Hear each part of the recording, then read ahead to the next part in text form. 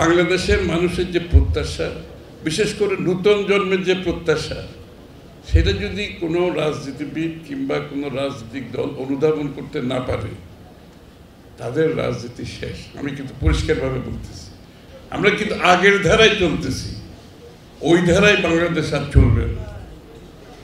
নতুন ধারায় চলতে হবে, নতুন চিন্তায় আসতে হবে। এই শহীদ প্রেসিডেন্ট জিয়াউর রহমান সাহেবের উপর উনি যে কত মহান ব্যক্তিত্ব, আমরা সবাই বলেছি, কিন্তু জিয়াউর রহমান সাহেবের পথে যদি চলতে হয়, আমরা যদি সেই পথে চলতে হয়, এই প্রথমে সম্বোধনের পালা বন্ধ করে দিতে হবে। আপনারা জানেন জিয়াউর রহমান সাহেব সম্বোধন করতে দিতেন না, জানা কথা যারা ছিলেন, নাজিম সাহেব তো জানার কথা। একজন এরকম সম্বোধন করতে করতে কিছুক্ষণ সম্বোধন করার পরে জিয়াউর রহমান সাহেব বলেছেন, নেতা, আপনি নেতা তো বলতেন না, লিডার, আপনার সময় শেষ। কারণ উনি সম্বোধন করে যে সময় নষ্ট এবং একটি সবার কার্যক্রম কতক্ষণ চলতে হবে সেটা উনি জানতেন। একটা ডিসিপ্লিনের মধ্যে রাজনীতি, সেটা উনি জানতেন। এই জন্য সম্বোধন করাটাই উনি পছন্দ করতেন। আমি কিন্তু এই কথাটা বহুবার বলেছি, কিন্তু আমরা এটাকে বাস্তবায়ন করতে পারতেছি। আজকে কি আমরা এখান থেকে ওয়াদা করব আগামী দিনে আমরা সম্বোধন ছাড়া সভা করতে পারবো? হ্যাঁ, সবাই নিশ্চিত? বহুবার বলেছে, কিন্তু কাজ হয় না, কাজ হয় না। এই পুরানো অভ্যাস, এই যে লাইন ধরে সম্বোধন, এটা বিশ্বের কোথাও নাই।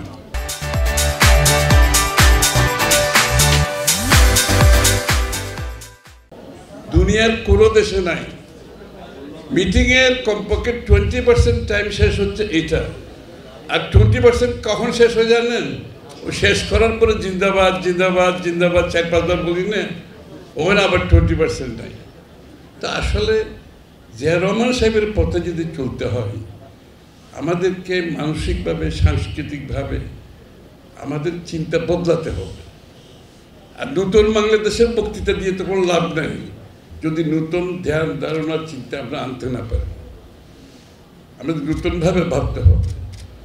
জাতির যে প্রত্যাশা, আমি এখন প্রত্যেক দিন একটা কথা বলতেছি, রিপিট করি, বাংলাদেশের মানুষের যে প্রত্যাশা, বিশেষ করে নতুন জন্মের যে প্রত্যাশা, সেটা যদি কোনো রাজনীতিবিদ কিংবা কোনো রাজনৈতিক দল অনুধাবন করতে না পারে, তাদের রাজনীতি শেষ। আমি কিন্তু পরিষ্কারভাবে বলতেছি, তাদের কিন্তু কোনো ভবিষ্যৎ নাই।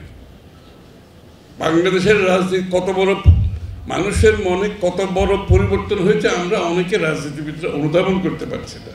আমরা কিন্তু আগের ধারায় চলতেছি, ওই ধারায় বাংলাদেশ আর চলবে না। নতুন ধারায় চলতে হবে, নতুন চিন্তায় আসতে হবে। সময়ের দাম আছে তো। আপনি একটা মিটিং 1-1.5 ঘন্টা, একটা কথা আছে, যারা এগুলো স্টাডি করে ওরা বলে 7 মিনিটের বেশি যে বক্তৃতা দেয়, মানুষের নাকি ধৈর্য হচ্ছে 7 মিনিট। এটা যারা স্টাডি করে যে 7 মিনিটের মধ্যে যাদের বক্তব্য শেষ হবে না, তারপরের বক্তৃতা সে নিজে শুনতেছে আর কেউ শুনতেছে। এটা বুঝতে হবে। আমরা 7 মিনিটে না পেলে অন্তত 10 মিনিটে শেষ করি, অন্তত ওই সময়ের মধ্যে শেষ করি। এই যে আজকে সোহাগ, ওর নাম আওয়াল সোহাগ, যে আমাদের প্রধান, ও কিন্তু প্রফেসর, উপাচার্য। প্রফেসররা কিন্তু বক্তৃতা শেষ করে না, আপনি জানেন তো। ওরা দাঁড়াইলে আর কিন্তু শেষ করতে পারবে না, অনেকটা 70-এর কাছাকাছি। কিন্তু আওয়াল কিন্তু বক্তৃতা শেষ করছে কত তাড়াতাড়ি, খেয়াল করছেন? কারণ এটা ফরেন ট্রেন, ও তো ক্যামব্রিজ থেকে লেখাপড়া করছে। ও ক্যামব্রিজে লেখাপড়া করছে, তো ও জানে যে মানুষের ধৈর্য কতক্ষণ, এর বেশি বললে কেউ শুনবে না।